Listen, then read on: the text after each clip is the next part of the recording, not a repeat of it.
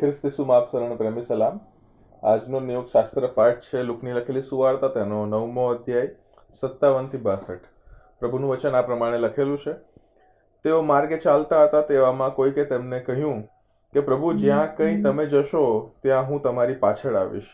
ઈસુએ તેને કહ્યું કે લોકડાને દર હોય છે અને આકાશના પક્ષીઓને માળા હોય છે, પણ માણસના દીકરાને માથું મૂકવાનું ઠામ ઠેકાણું નથી.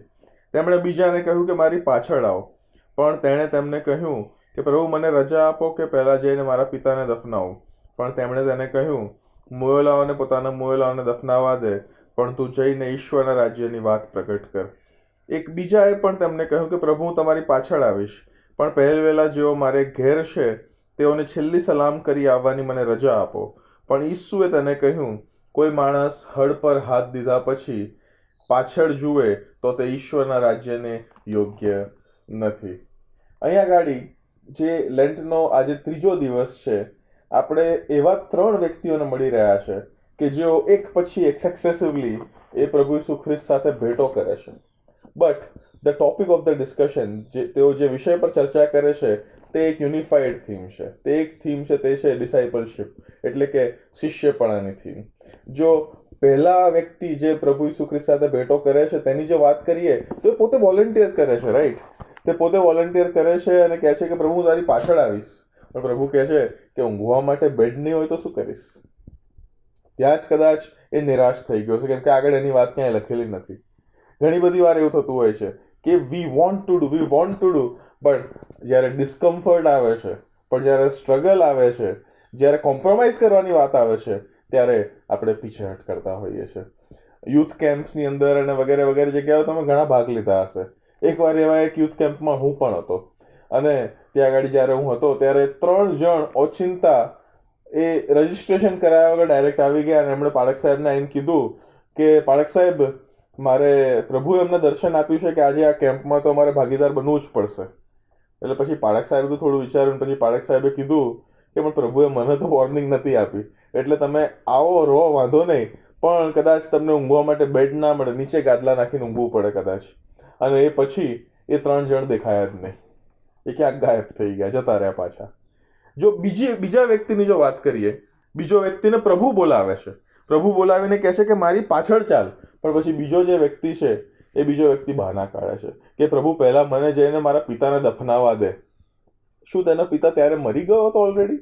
પણ પ્રભુ ઈસુ ખ્રિસ્તનો જે રિસ્પોન્સ છે તે વાંચીએ છીએ ત્યારે ખબર પડે છે કે એવું ખરેખર નહીં હોય. પ્રભુ કહે છે કે મુએલાઓને પોતાના મુએલાઓને દાટવા દે.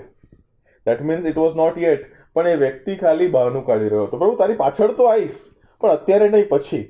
બીજી થોડી જવાબદારીઓ છે ઘરે, મારા પપ્પા વૃદ્ધ છે, મારા બાળકોનું કરિયર છે, પછી મારા મમ્મી પપ્પા છે, પછી મારી પત્ની છે, એ બધું કરી લેવા તો પહેલા મને એકવાર મસ્ત આમ રિટાયર થઈ જાઓ બધી વાતોથી, પછી પ્રભુ તારી પાછળ આવીશ. પણ પ્રભુ કહે છે કે નો. જ્યારે પ્રભુ બોલાવે, પ્રભુ તેડું આપે, ત્યારે એવી કોઈ ફેમિલિયલ ટાઈસ પણ વચ્ચે આવે નહીં. કેમ કે આપણા ફેમિલી, સંપત્તિ, આપણી જવાબદારીઓ જેટલી પણ છે તેના આપણે માલિક નથી. અલ્ટિમેટ માલિક એક જ પ્રભુ છે. અને માલિક જ્યારે કમેન્ટ્સ કરે, માલિક જ્યારે સમન આપે, બોલાવે, ત્યારે મારે ને તમારે જવું જ રહ્યું. એ જવાબદારીઓના બહાના કાઢીને હું ને તમે જો પ્રભુને નકારીએ તો આપણે ક્યાંક ખોટા છીએ. અને ત્યારબાદ જે ત્રીજો વ્યક્તિ એ પ્રભુ સાથે વાર્તાલાપ કરે છે તે સામેથી પહેલાની જેમ જ એ વોલન્ટિયર કરે છે કે પ્રભુ, હું તારી પાછળ આવીશ, પણ પહેલા થોડો ચાલાક હતો કે પહેલા મને મારા ઘરે જઈને મારા ઘરનાઓને સલામ કહી આવવા દો. વ્યાજબી પોઈન્ટ હતો ને, it is fine to do that. અને અહીંયા ગાડી એ કદાચ એલિશા જે રીતના એલિયાને કહે છે તે વસ્તુનો એ ઝલક દેખવા મળે છે મને તમને. જો પહેલો રાજા અને તેનો 19મો અધ્યાય, ત્યાં ગાડી 19મી કલમની આગળ લખેલું છે, એલિયાએ તેની પાસે જઈને પોતાનો જબ્બો તેના પર નાખ્યો. તે બળદોને મૂકીને એલિયા પાછળ દોડ્યો અને કહ્યું કે કૃપા કરીને મને મારા પિતાને તથા મારી માને ચુંબન કરવા જવા દો, ને પછી હું તમારી પાછળ આવીશ. પણ પ્રભુ ઈસુ ખ્રિસ્ત અહીંયા જે કહેવા માંગે છે આ ઇન્સિડન્ટ્સની અંદર, ભલે પેલો ચાલાક ત્રીજો નીકળ્યો, પણ પ્રભુ ઈસુ ખ્રિસ્ત કહે છે કે એકવાર આપણે પેલું ગુજરાતીમાં કહીએ છીએ ને, પલાળ્યું છે તો મુંડાવવું જોઈએ. એકવાર તમે તમારો એ હળ પર હાથ મૂક્યા છો અને પછી જો તમે પાછા ફરો છો અને પાછા વળીને જોવાની વાત કરો છો તો એ યહોવાના રાજ્યમાં ચાલતું નથી, એ યોગ્ય નથી. જો બીજા શિષ્યોની વાત કરીએ, એ જે માછીમારો હતા, એ લોકોએ જો એ એમની માછલીઓની બોટ, જે પકડવાની જે બોટ હતી, નાવ હતી, એ તરફ જો તેઓ પાછા ગયા હોત તો would they have returned? We don't know. માટે પ્રભુ ઈસુ ખ્રિસ્ત આ 3 એન્કાઉન્ટર્સ દ્વારા, 3 અલગ અલગ વાતચીતો દ્વારા, 3 અલગ અલગ રિસ્પોન્સીસ દ્વારા એ મને તમને એવું શીખવવા માંગે છે કે પ્રભુ ઈસુ ખ્રિસ્તને એવા શિષ્યોની જરૂર છે કે જેઓ ગમે ત્યાં, ગમે ત્યારે, પ્રભુ જ્યાં મોકલે ત્યાં, એ પરિસ્થિતિમાં ગમે તેવી હોય પણ એ જવા અને તેમનું કાર્ય કરવાને માટે તૈયાર હોય.